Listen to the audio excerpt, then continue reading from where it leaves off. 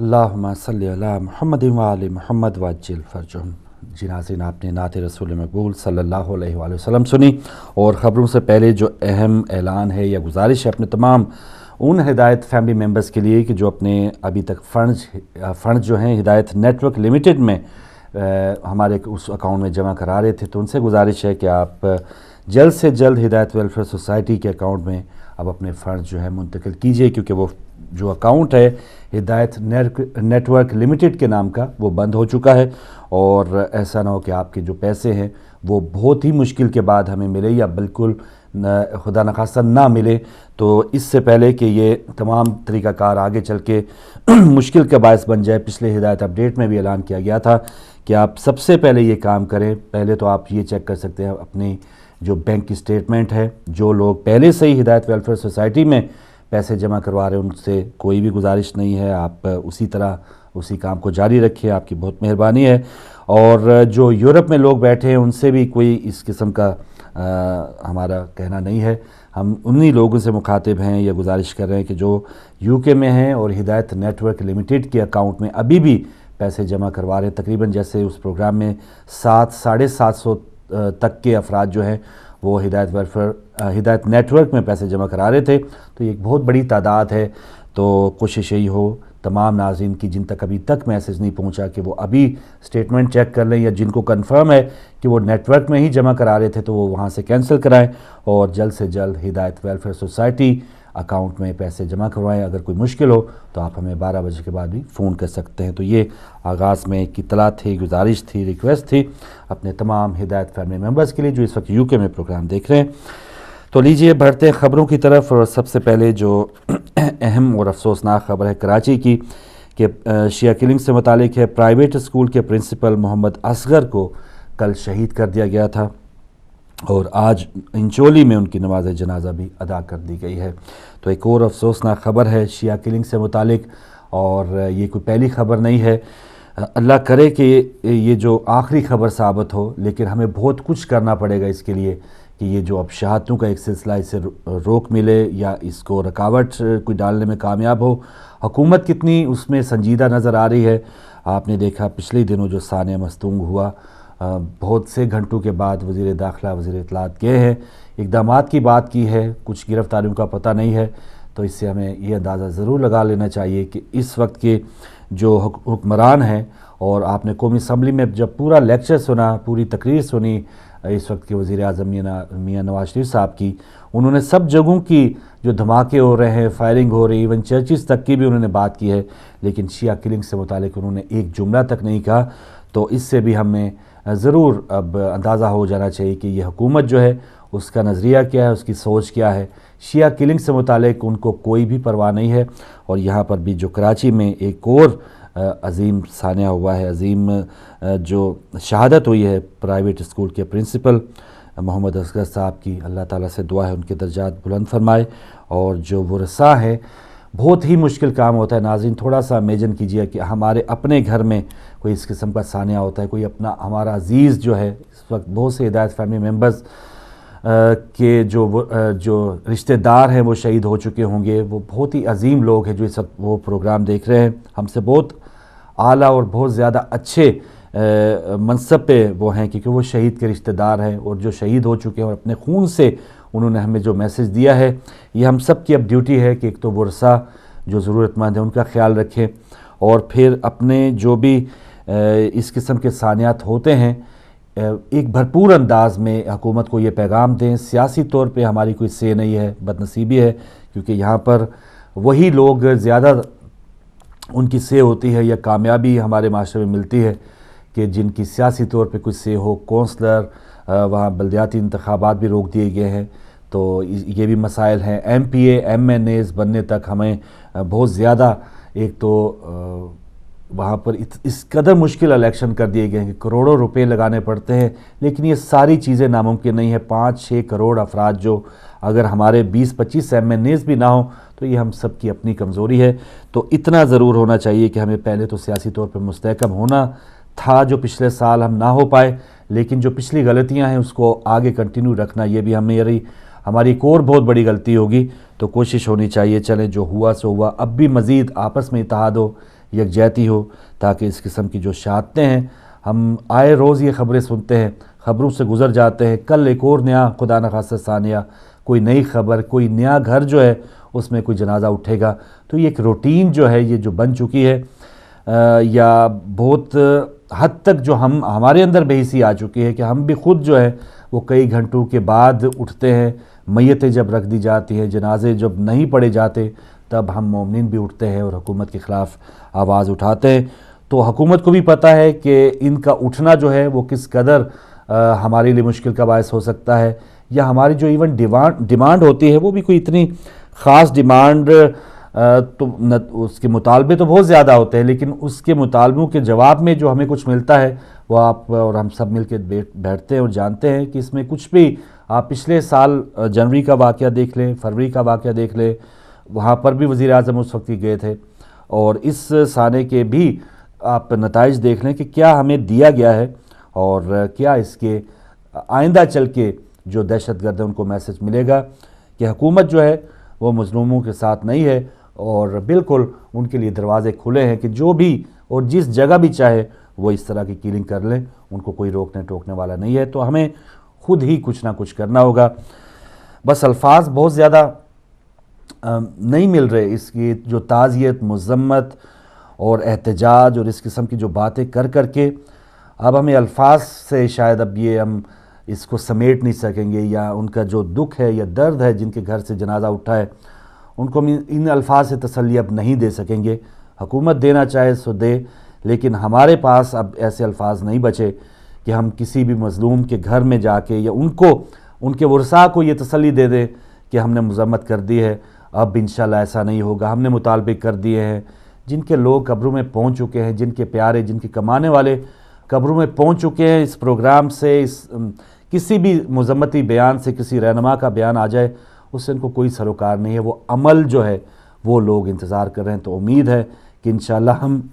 الفاظ کے بعد اس کے بعد اگلا جو مرحلہ آئے گا عمل کا، اس کی طرف بھی ہم بڑھیں گے، تاکہ حکمران جو ہے ان تک بھی میسج جائے، اور جو دہشت گرد ہے ان تک بھی میسج جائے۔ اور میسج ماشاءاللہ گیا بھی تھا، ایک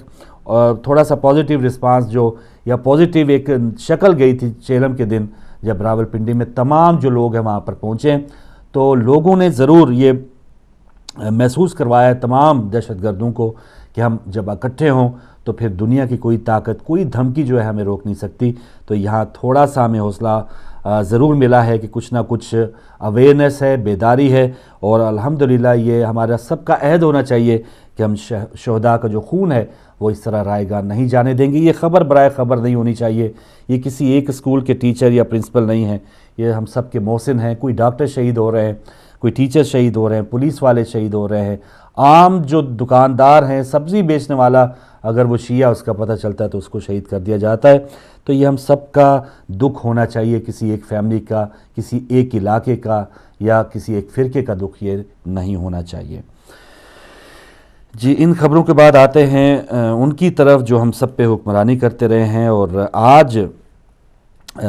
تھل میں ایک منصوبہ تھا، اس کا افتتاح ہوا، اور جو بیانات ہیں نواز شریف صاحب کے اور سابق صدر زرداری صاحب کے، اس کے میں بارے میں بات کرتا ہوں۔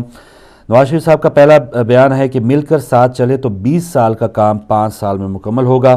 تھر کول کا منصوبہ سندھ کا نہیں پاکستان کا ہے، اور قومی مسائل پر سیاست نہیں ہونی چاہیے۔ یہ وزیر اعظم نواز شریف صاحب نے یہ بات کی، اور سابق صدر زرداری صاحب نے کہا کہ پاکستان کی قیادت اب سمجھدار ہو چکی ہے، اور میں آپ کو بھلی کرایا کہتا ہوں، یعنی وہ سندھی میں نواز شریف صاحب کو ویلکم کہہ رہے تھے۔ بہت اچھی بات ہے زرداری صاحب کا یہ کہنا کہ پاکستان کی قیادت اب سمجھدار ہو چکی ہے۔ کس مقصد کے لیے وہ سمجھدار ہوئے ہیں؟ آیا وہ پچھلا جیسے ایک 5 سالہ دور گزرا ہے کہ پنجاب کی حکومت بہت زیادہ سمجھدار تھی، انہوں نے احتجاج بھی کیے ہیں، سب کچھ کیے ہیں، گو زرداری گو کی ریلیاں بھی نکالی ہیں، لیکن زرداری صاحب جو ہیں وہ پورے 5-6 سال گزار کے گئے ہیں، اور پنجاب کی حکومت بھی چونکہ تو رہی ہے۔ یہاں پر یہ سمجھداری ان سیاستدانوں کی یہ ہے کہ اب یہ دونوں سیاستدان، ہمیں اس پر کوئی اعتراض نہیں، اور بہت ہمیں خوشی ہوتی کہ یہ دونوں سربراہان پاکستان کے پیسہ لوٹنے سے متعلق ایک دوسرے پہ الزامات اگر نہ انہوں نے لگائے ہوتے، وہ رحمان ملک صاحب کے ہم تو وہ دیکھتے رہے کہ وہ 4-4 5-5 فٹ اونچی فائلیں جو ہے پڑی ہوئی ہیں، وہ ہاتھ لگا کے کہتے ہیں کہ اس کے اندر یہ تمام جو غبن ہے نواب میاں برادران کا، یہ سارا کچھ جو مال جو پاکستان کا لوٹا گیا ہے میاں شہباز شریف نے، نواز شریف نے، یہ تمام حقائق میرے پاس ہے اور میں بس ایک دھماکہ ہونے والا ہے، ان کی گرفتاریاں ہوں گی اور لوٹا ہوا مال واپس آئے گا۔ یہ تو پیپلز پارٹی کا پچھلے دور میں سٹانس تھا۔ میاں شہباز شریف صاحب کا جو سٹانس تھا، یہ ایون نواز شریف صاحب کا بھی سٹانس تھا کہ زرداری صاحب کا جو لوٹا ہوا مال ہے ان کو ہم واپس لائیں گے اور گلیوں میں گھسیٹیں گے، گلے میں رسی ڈال کے گھسیٹیں گے۔ پتہ نہیں کیا کیا ان نے ہمیں یہ خواب دکھا ہے کہ پاکستان کا جو مال ہے وہ واپس آئے گا۔ سوئس بینک کے حوالے سے بہت سی باتیں ہوئی ہیں، میاں برادران کی جو ملیں ہیں یا فیکٹریاں ہیں، اتفاق مل، فاؤنڈری، سارا کچھ یہ ہم سنتے آئے ہیں 20-30 سالوں سے ان دونوں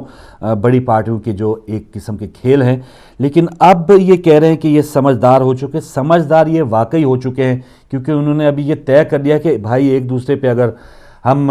پکڑ دھکڑ کا یہ سلسلہ جاری رکھیں گے فائدہ کچھ نہیں ملا۔ زرداری صاحب 10-11 سال جیل کاٹ کے آگئے، ان پر ایک پائی کا بھی گبن ثابت نہیں ہو پایا۔ یہ تو ہمارا عدالتی نظام ہے۔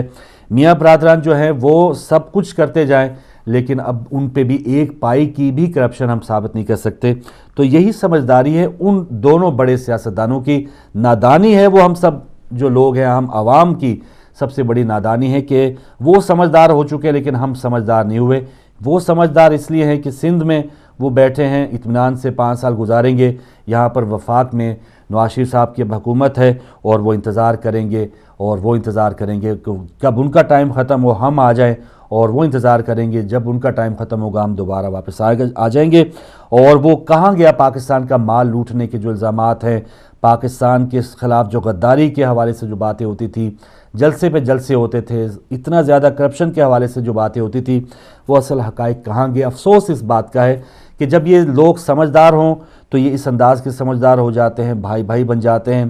پھر میں کہتا ہوں بھائی بھائی بننے سے ہمیں کوئی غصہ نہیں ہے، بلکہ بہت اچھا ہوتا کہ جیسے اس انداز میں یہاں پر سیاستدان بھی آپس میں ہوتے ہیں، الجھتے بھی ہیں، لیکن یہ نہیں کہا جاتا کہ آپ نے اتنا مال پاکستان کا کھا لیا ہے اور آپ پاکستان کے لیے تھریٹ ہیں، خطرہ ہیں، اور وہی آ کے پھر وہ پاکستان کا جو مال ہے وہ کہاں گیا، پاکستان کا جو خزانہ لوٹا ہوا ہے وہ کہاں گیا؟ کیا آپ نے ایک دوسرے کو معاف کر لیا؟ یہ اگر زرداری صاحب نے رائے ون میں کسی زمین پہ قبضہ کیا ہوتا اور نواز شریف صاحب خاموش ہوتے، وہ کہتے ہیں ہم بھائی بھائی ہیں، ہمیں 18 کروڑ عوام کو کوئی اعتراض نہیں ہونا چاہیے تھا۔ اور اگر نواز شریف صاحب نے نوابشاہ میں کوئی زرداری صاحب کی زمینوں پہ قبضہ کر لیا ہوتا تو ہمیں بھی کوئی اعتراض نہ ہوتا، کیونکہ وہ ان کا ذاتی معاملہ ہوتا ہے۔ اعتراض یہ ہے کہ یہ دونوں سربراہان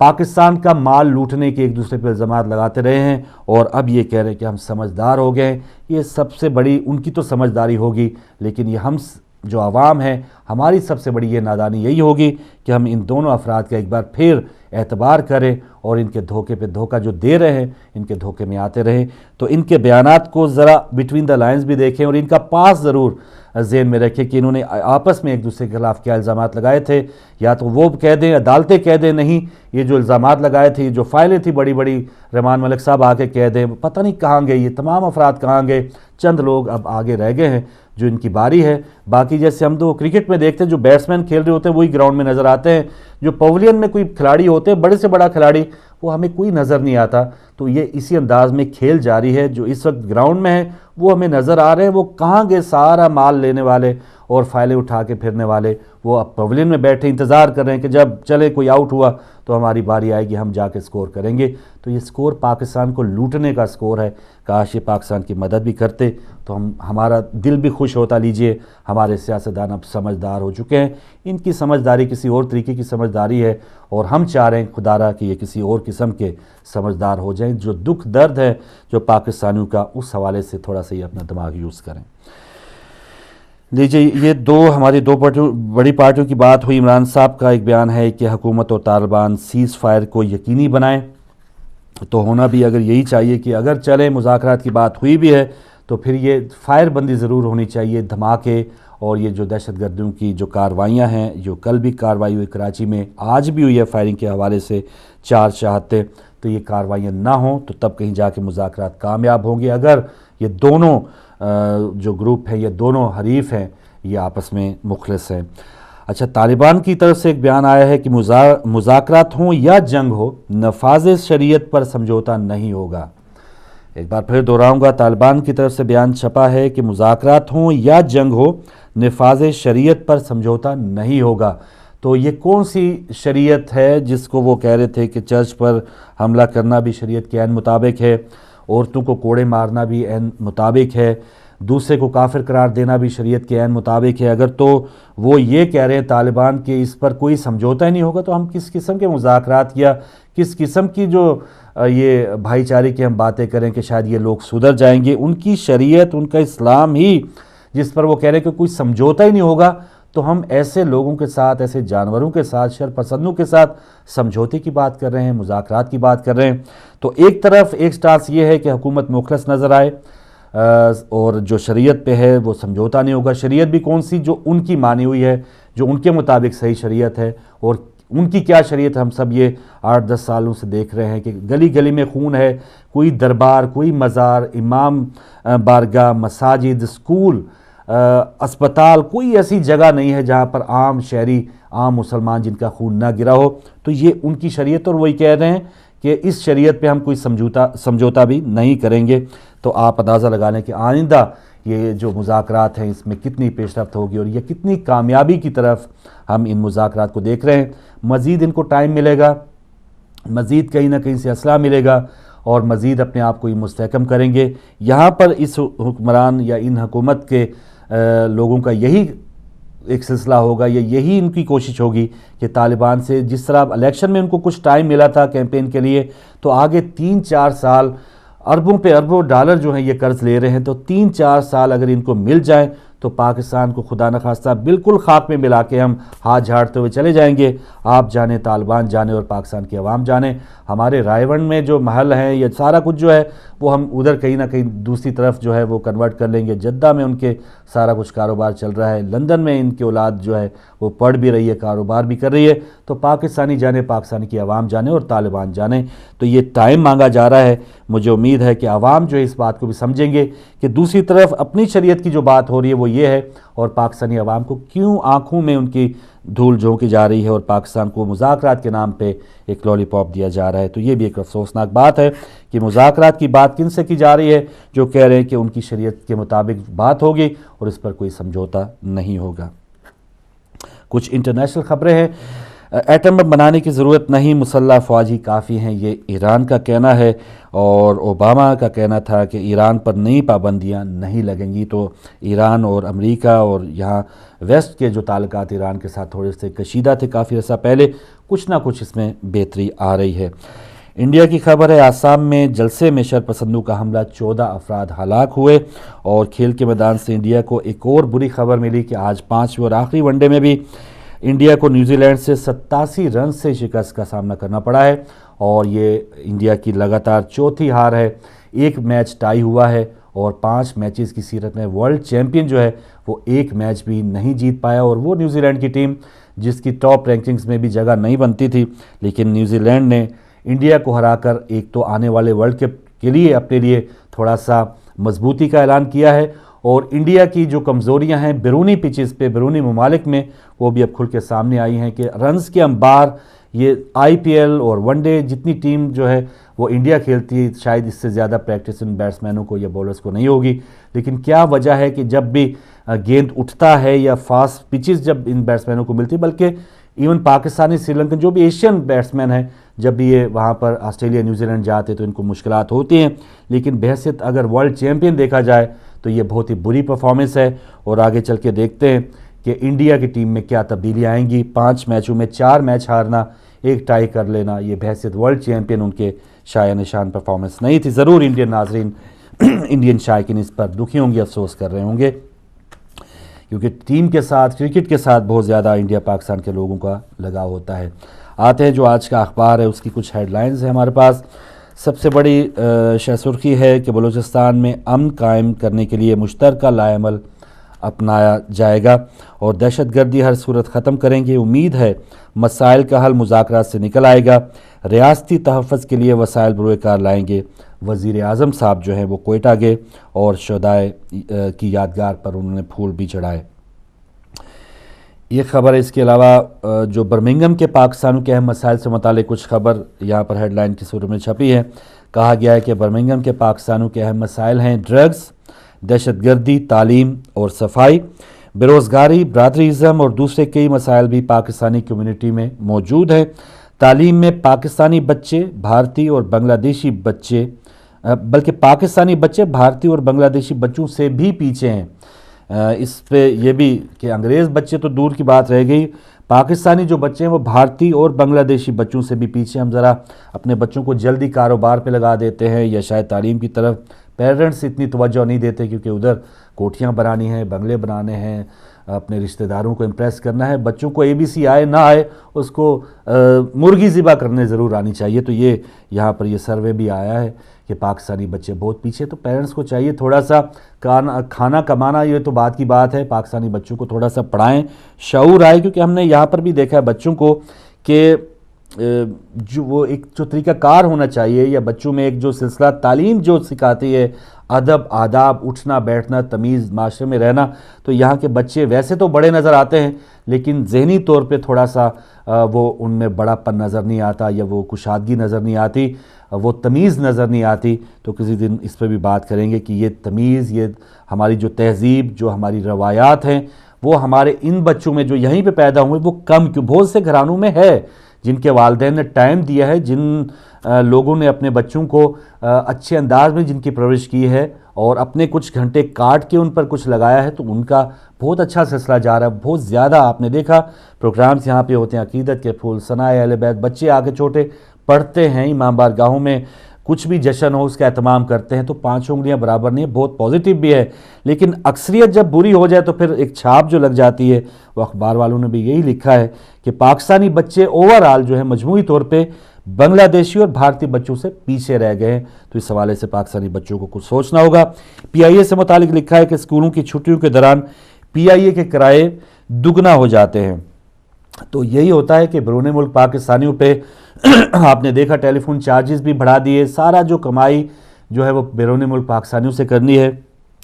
PIA کے جو خسارے ہیں یا جو بھی تمام جو گھوٹالے ہوئے ہیں PIA میں، اس کے خسارے بھی انہوں نے یہاں سے جو لوگ جاتے ہیں انہی سے پورے کرنے ہیں۔ تو اسکولوں کی چھٹیوں میں PIA بھی کرائے بڑھا دیتا ہے، حالانکہ ہونا یہی چاہیے کہ ہماری اپنی جو ایئر لائن ہے اپنے لوگوں کے لیے کچھ نہ کچھ ان کے لوگ فائدہ پہنچائے، لیکن الٹا یہ مہنگائی کی طرف لے کے جاتے ہیں۔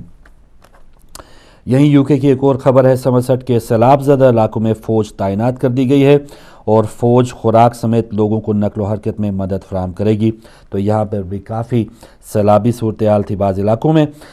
چودھری سرور گورنر پنجاب کا بیان چھپا ہے کہ پاکستان نازک دور سے گزر رہا ہے، اور یہ وہ بیان ہے کہ آپ 20 سال پہلے کی اخبار بھی دیکھ لیں، 30 سال پہلے کی اخبار بھی دیکھ لیں، 50 سال پہلے کی اخبار بھی دیکھ لیں، یہ جملہ آپ نے ضرور سنا ہوگا کہ پاکستان نازک دور سے گزر رہا ہے۔ یہ نازک دور ابھی تک ہم اس دور سے آگے کراس نہیں کریں، اور اگلے اللہ نہ کرے کہ 10 سال بعد بھی یہ کوئی گورنر، کوئی صدر، کوئی وزیر اعظم یہی بیان دے رہا ہو کہ پاکستان بہت نازک دور سے گزر رہا ہے، پاکستان کا خزانہ بالکل خالی ہو چکا ہے، پچھلی حکومت نے بیڑا غرق کر دیا ہے، ہم نے آ کے کچھ سنبھالا دیا ہے۔ تو یہ ایک ریڈی میڈ سا ایک بیان ہے جو چودھری سرور صاحب کا چھپا ہے کہ بہت نازک دور سے پاکستان گزر رہا ہے۔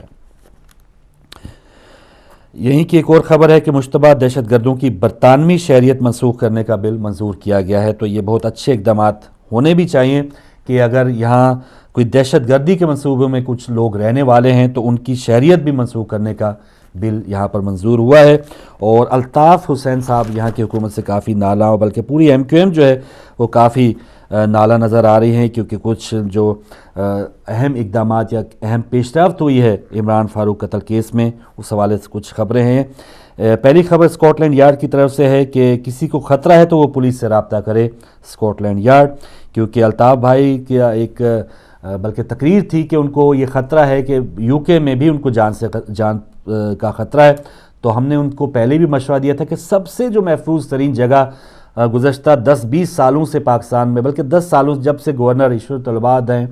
تب سے، تو وہ گورنر ہاؤس میں سمجھتا ہوں کہ دنیا کا سب سے محفوظ ترین جگہ ہوگی، اور خاص طور پہ انہی کے پارٹی کے جو ایک رہنما عرصہ دراز سے انہوں نے ریکارڈ توڑ دیے ہیں ساری گورنرشپس کے، پاکستان کے سب سے لمبے ٹینور انہوں نے گزارا ہے۔ تو میں سمجھتا ہوں کہ ان کو اب بھی لندن سے جا کے اگر ان کو یہاں پر خطرہ ہے تو بحیثیت پاکستانی ہم انہیں یہ مشورہ دیں گے کہ وہ گورنر ہاؤس میں جائیں، اور ان سے علاوہ یہاں پر دنیا میں کوئی قطع ایسا نہیں ہوگا کہ جو اس سے زیادہ سیف ہوگا، کیونکہ وہ اپنی پارٹی کی آماجگاہ کا ایک دفتر ہوگا، یا ان کی اپنی پارٹی کے جو رہنما ہے وہ وہاں پر گورنر ہیں۔ لیکن الطاف حسین صاحب کے حوالے سے ایک یہاں کے BBC چینل پہ ایک دستاویزی فلم چلی، اس سے متعلق بھی الطاف حسین اور MQM کو کافی خدشات تھے۔ کل MQM کی رابطہ کمیٹی نے ایک پریس کانفرنس کی جس میں کہا گیا کہ الطاف حسین اور MQM کو نقصان پہنچانے کے لیے میڈیا ٹرائل کیا جا رہا ہے۔ BBC کی دستاویزی فلم بددیانتی پر مبنی ہے، تو کچھ حقائق، کچھ انکشافات BBC پر لگائے گئے، لیکن جب پاکستانی میڈیا نے MQM کے کچھ اسپوکس مین سے یہ پوچھا کہ کیا آپ نے اس چینل کے خلاف کوئی قانونی کارروائی کا آغاز کیا ہے، تو ان کا کہنا تھا کہ نہیں، ہم نے کوئی قانونی کورٹ کے طرف ہم نے کوئی رجوع نہیں کیا، ہم نے اس چینل کو ضرور لکھا تھا۔ تو اس سے آپ اندازہ لگا سکتے ہیں کہ کورٹ میں MQM کے جو ارکان ہیں یا ان کی اگر کچھ بات میں واقعی وزن ہے تو سیدھا سیدھا کورٹ میں جائیں، اور یہاں پر تو کوئی بھی بات اگر سو ہو جائے یا کوئی اس پہ ایکشن لے لیا جائے تو وہ بہت کچھ جو ہے وہ اس کا ہرجانہ ادا کرنا پڑتا ہے۔ یہاں کے چینلز، اخبارات، یہ ماضی میں ہو چکا ہے، لیکن یہاں پر صرف چینل کو کہہ دینا یہ بھی کافی نہیں ہوگا۔ اور آگے خبر ہے، عمران فاروق قتل کیس میں پولیس نے ملزمان کی تلاش کے لیے پاکستان سے مدد مانگ لی ہے۔ 2 ملزمان نے یہاں پر جو ان کے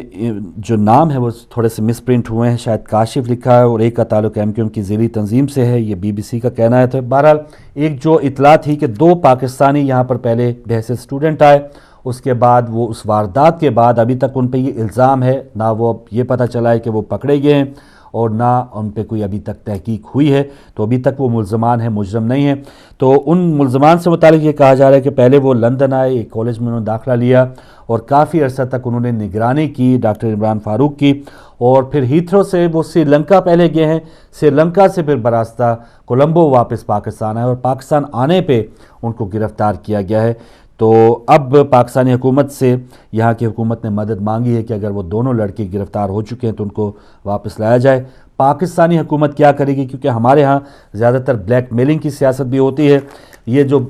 جن فائلوں کی ہم نے بات کی یا جن کیسز کی بات کی، تو یہ ایک دوسرے کو زیر کرنے کے لیے، ایک دوسرے کو ساتھ ملانے کے لیے ضرور ہوتے ہیں۔ تو پتہ نہیں نواز شریف حکومت جو ہے وہ MQM پہ کچھ پریشر ڈالنے کے لیے یہ کیس کو اسی طرح تھوڑا سا لٹکائی رکھے گی جیسے پچھلی حکومت نے کیا ہے، یا واقعی حکومت برطانیہ کے ساتھ آج کی جو پاکستان کی حکومت ہے وہ تعاون کرے گی، یہ آنے والا وقت بتائے گا۔ اور جو غم و غصہ ہے الطاف حسین کا اور MQM کا، وہ بھی اب کہاں تک جاتا ہے، ہڑتالیں، سیمینار، جلسے، یہ بھی کراچی میں اور اندرون سندھ میں ہونے والے ہیں، اس کی خبریں بھی ہم ساتھ ساتھ دیتے رہیں گے۔ لیجیے ناظرین، یہ کرنٹ افیئرز ٹائم اپنے اختتام پہ پہنچ رہا ہے۔ تصویر دکھا کے پھر ہم آپ کو بریک کی طرف لے کے جائیں گے، اگر تصویر تیار ہے جی۔ تو یہ ایک ماں نے ایک تصویر جو ہے وہ ہم دکھا رہے ہیں آپ کو، ایک بچہ، اپنا نومولود بچہ جو ہے وہ اپنا سر پہ اٹھایا ہوا ہے، بازوں پہ اٹھایا ہوا ہے، اور ایک میسیج دے رہی ہے پوری دنیا کو، اگر ہمارے بھائی دکھا پائیں تو جی۔ یہ ہے کہ hair I am, kill me, burn me and blast me because I am Shia, کہ ایک چھوٹا بچہ جو ہے وہ بھی یہ کہہ رہا ہے کہ بے شک آپ مجھے مار دو، بے شک دھماکے میں اڑا دو، بے شک آپ مجھے قتل کر دو کیونکہ میں شیعہ ہوں۔ اور یہ ایک ماں نے بچہ اٹھایا ہوا ہے، اور ظاہر ہے یہ کوئٹہ میں جو سانحہ ہوا اس کی ہم نے ایک تصویر آپ کے لیے پیش کی ہے۔ تو وجہ یہی ہے کہ اس میں کوئی ذاتی اناد یا کوئی اس قسم کی بات نہیں ہے، کوئی شیعہ کمیونٹی نے دوسرے لوگوں کے افراد کی زمینوں پہ قبضے نہیں کیے، غبن نہیں کیے۔ ان کا ایک یہی ہے کہ یہ اپنے مطابق اپنے مذہب کو فالو کرتے ہیں اور زیارات پہ جاتے ہیں اور دوسرے کو دکھ نہیں دیتے، اپنے جو بھی محرم سفر کے جلوس ہوتے ہیں یا اپنے اپنے انداز کے مطابق عبادت کرتے ہیں۔ یہی کام جو ہے وہ طالبان جو کہتے ہیں کہ یہ شریعت ہمارے مطابق اس پہ کوئی سمجھوتا نہیں ہوگا، تو ان کی شریعت کے مطابق ہم سب لوگ جو ہیں، بلکہ شیعہ کیا سارے دیگر جو لوگ مزارات پہ جاتے ہیں، امام بارگاہوں میں جاتے ہیں، سب کافر ہیں، تو اسی وجہ سے وہ لوگ ان کو قتل بھی کر رہے ہیں۔ تو ہمیں اب یہ سوچنا ہوگا کہ یہ صرف شیعہ ماں کا یہ کام نہیں ہونا چاہیے، یہ سب کو یکجہتی کے ساتھ اور سب کو مل کے اس پر آواز اٹھانی چاہیے۔ آگے چل کے جو ہمارا ٹاپک ہے، رات کو جو برمنگھم میں کانفرنس ہوئی، پاکستان نیشنل کانفرنس، اس میں بہت اچھی باتیں سننے کو ملی، ایک بار پھر دہرائیں گے اس چھوٹی سی سی بریک کے بعد۔